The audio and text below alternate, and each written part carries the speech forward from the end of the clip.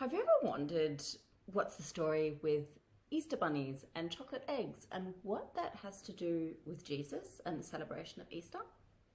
Well, it all makes sense if we rewind over 2,000 years and go back to before Christianity was taking over Europe and trying to convince everybody to believe in their God. What pagans believed in back then was in the gods of nature. They had observed what they could see all around them, and they started to notice the cycles, the seasons, how everything was interconnected. And that's what they celebrated. They didn't have one god. They believed in many gods. And one of those goddesses was Aostre. Sounds a lot like Easter, right? What the goddess of Easter was all about was new beginnings, was the beginning of spring. And that's why the date of Easter changes every year, because it's actually not got to do with any date in particular, but rather the cycle of the moon. And what pagans had noticed was that at that particular time in the yearly cycle, there's like this magic would sweep through the land and bring everything back to life.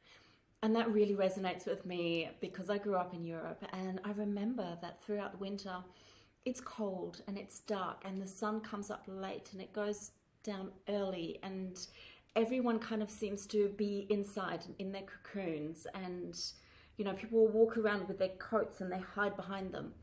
But suddenly when spring arrives, it's like there's a different energy in the air. There's like sparkling light and the sky looks different, and people really feel it, even though we are in cities and we are very disconnected to nature.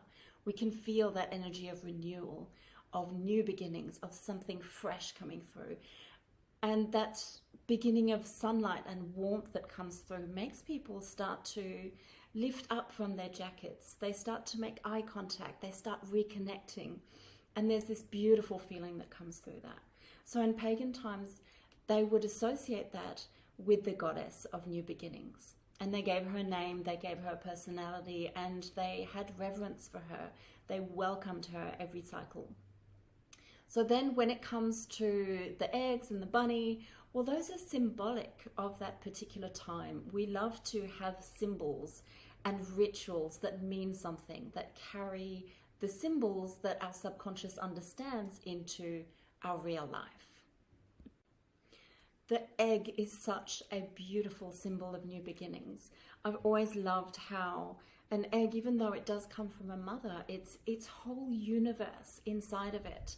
And we know that if we try and crack an egg from the outside before it's ready, it will actually end the life of whatever is inside. But if that form of life takes its time and develops exactly in the right way that it's meant to develop, and when it's ready, uses its strength to crack through that egg from the inside, that's how life begins.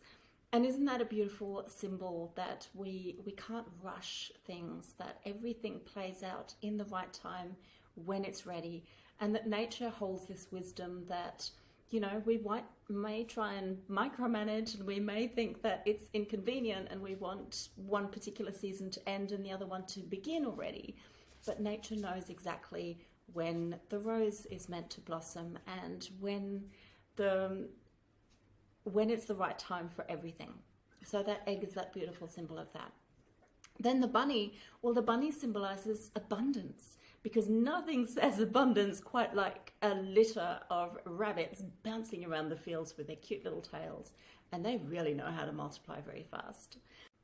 If we're meeting for the first time, hi, I'm Higginson. I'm a mentor, healer, and channel for awakening hearts and conscious creatives.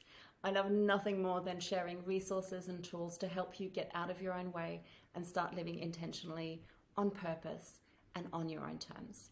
So if you like this content, please take a moment to drop a comment, subscribe to this channel, and I will see you in the next video.